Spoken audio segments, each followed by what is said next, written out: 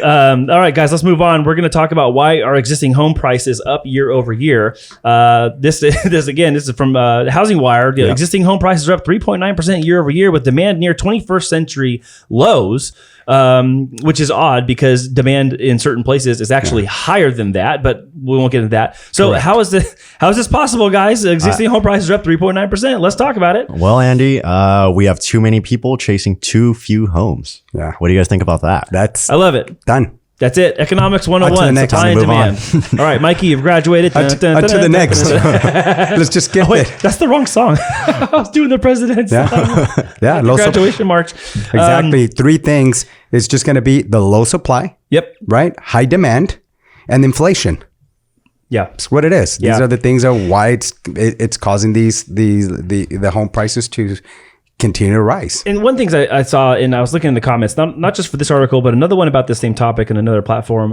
People in the comments were arguing with each other because there was a very overlooked misunderstanding, which is, housing is crashing. Like, no, prices are fine. Like, no, but housing volume is crashing. Yeah. Oh, that's different. And so people are confusing volume of sales, meaning units of sales are markedly lower this year than they were last year, which is lower than the year before that. Yeah. Versus the prices stabilizing. So.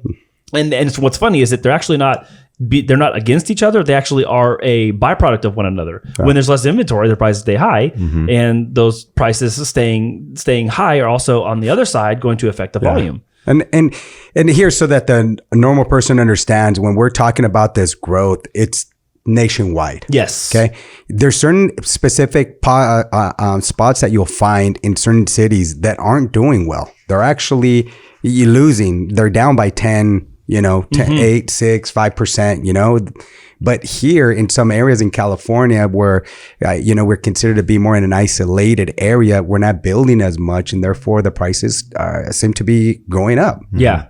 Yeah. And that's going to be the case probably again, as the inventory is low, even with elevated rates. I mean, because again, the other part of that is the silent part of this is that the elevated rates are preventing people from listing their home and moving. So, because they're at 3% or 2.5%. So, in a weird way, like, the prices are high and they're going to stay that way because there's not an influx of a lot of people trying to list their home at the same time, which would make prices lower. That's right. That's right. I know I don't want to lose my rate. Oh yeah, I mean, how many times we talk about golden handcuffs on the show? Like Brian talks about, it's kind of like a Brian thing now, but we talk about golden handcuffs all the time.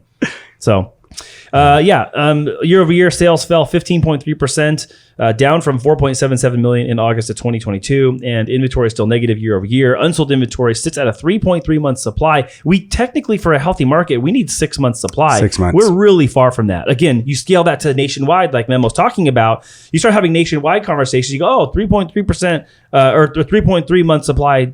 That doesn't sound too bad, but that's literally half of 6. So that's a problem. Yeah. We need more people to be able to find homes, and that will keep prices high. And again, building in the right areas. Because we're seeing some builders are actually tapering back. Yeah. Because they're seeing that we're actually overbuilding. Well, that's okay. So talk about that a little bit, because I know, we've talked about this kind of off the show, but there's the demand part of that gets met by these builders, but then there's some that are pulling back because their area isn't doing as much. Where there's migration going to places, there's a lot of building, but where they're coming from, there's hardly any at all. Yeah. Well, it happens a lot of times, Andy, where the actual medium the actual medium income of a person, they just can't afford that payment. So the builders are building based on, let me build, we see what's going on nationwide. Let me kind of build in this area thinking, people are going to come in here and figure out a solution, or we can incentivize them with providing a 2-1 buy down and get them in.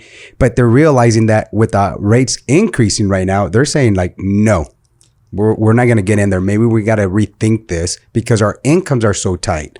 More than half our income is going to go towards paying this property, and we can't afford that. Mm-hmm. Well, and even with incentives, I mean, it's still super expensive. For example, I had a client send me an LE from some new townhomes that he got, and they quoted him a 5.875% rate, which seemed a little. I was like, how are they doing that? Yeah. So I asked him for the LE, and I showed him, hey, look, the total cash to come in to even get this special financing they keep telling you about is $80,000. Jeez, you have $34,000. Like, are you prepared to, come in with that much more? Wow.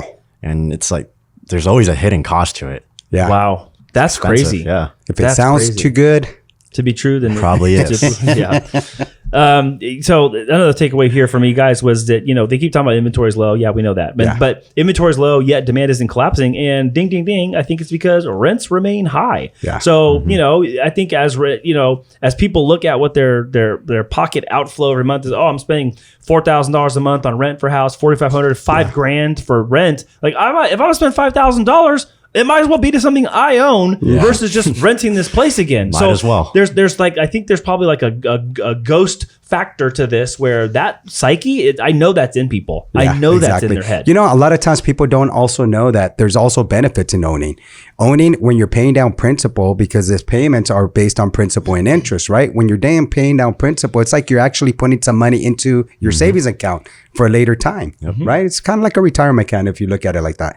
In addition to that, there is what's called a tax write-off. All your interest and property taxes will be your tax write-off. So therefore, if you're making good money, most rich buy property. Why? Because they have these write-offs. Yeah. When you rent, you don't get any of that. and I've done it. Yeah. There was no benefit to that. Yeah.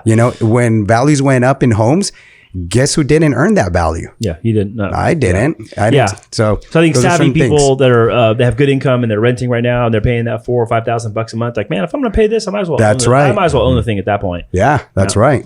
And I think, again, it's lack of knowledge. A lot of people don't know what they don't know. They just, hey, we see that the appreciation may go up, but there's other benefits that go with it. Yeah. Yeah, absolutely.